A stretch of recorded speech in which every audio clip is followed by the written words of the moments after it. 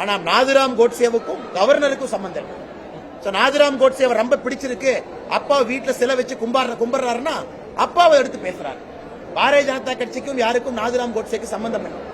Governor அவர்களுக்கும் நாதுராம் கோட்சேக்கு சம்பந்தம் இல்லை. அடுத்து பிஎம் கேர் நிதியிலிருந்து 50,000 வாங்கி கொடுங்க. இதன் ஆளுநர் பேசுறதா? நான் ஆளுநர்கிட்ட கேட்கிறேன், முதல் குடும்பம் கொள்ளையடிச்சதுல இருந்து 1 லட்சம் வாங்கி கொடுங்கன்னு கேட்கிறேன். திமுகவுடைய முதல் குடும்பம் கோபாலபுரத்து குடும்பம். அங்குள்ள இருக்கக்கூடிய 35 அமைச்சர்கள் 11 அமைச்சர்கள் மீது ஊழல் வழக்கு இருக்கு. ஆளுநர் அவங்ககிட்ட இருந்து 1 லட்சம் ரூபாய் கடன் வாங்கி கொடுக்கட்டும். 1 லட்சம் கோடி, தமிழகத்தினுடைய 8 லட்சம் கோடி ரூபாய் நம்ம சரி பண்ணுவோம். அதே வார்த்தை ஆளுநர் திருப்பி கேட்கறதுக்கு எவ்வளவு நேரம் ஆகும்? முதல் குடும்பத்திலிருந்து பணம் வாங்கி கொடுங்க. ஆளுநர் அவர்கள் முறை தவறி நடந்து கொண்டதன் காரணமாக ஆளுநர் அவர்கள் அவையிலிருந்து வெளிநடப்பு செய்திருப்பதாகத்தான் நான் பார்க்கிறேன். இன்னைக்கு ஆளுநர் மாத்தி பேசலாம், ஜனகணமன போட்டு அதுக்கு முன்னாடி போயிட்டாரு. ஆளுநர் அவர்களுக்கு எந்த பிசினஸ் கிடையாது. கவர்னர் சொல்வதை தவறு இருக்கா ரைட் இருக்கா அது சபையில் இருக்கக்கூடிய உறுப்பினர்கள் டிஸ்கஸ் பண்ணணும்.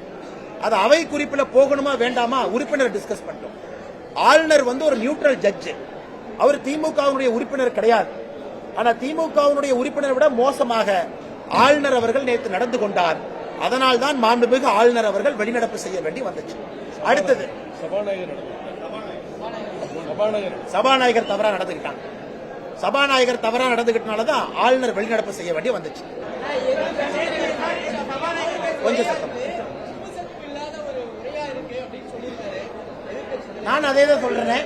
ஆளுநர் உரை உப்பு இல்ல, சப்பு இல்ல, வெங்காயம் இல்ல, காரம் இல்ல, மிளகாய் இல்ல, ஒண்ணுமே இல்ல, வெந்தண்ணியை கொடுத்துட்டு சாம்பார்னு சொல்ற மாதிரி.